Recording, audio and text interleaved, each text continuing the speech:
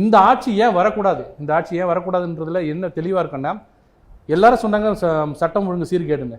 சட்டம் ஒழுங்கு சீர்கேடுன்னு 2 வகை இருக்குது. ஒன்று வந்து சட்டம் ஒழுங்கு கெட்டு போச்சுன்னா அதை நிவர்த்தி பண்ணக்கூடிய திறமை யாருக்கு இருக்குன்னா உள்துறை அமைச்சருக்கு இருக்குது, உள்துறை அந்த டிபார்ட்மெண்ட்டுக்கு இருக்குது.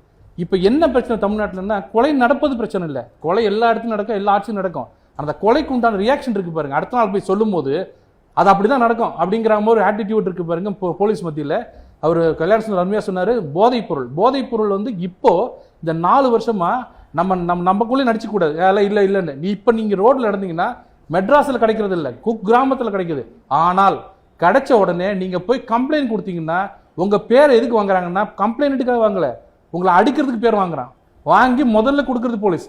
இந்த தைரியம் கொடுத்தது யாருன்னா ஆளுங்கட்சி.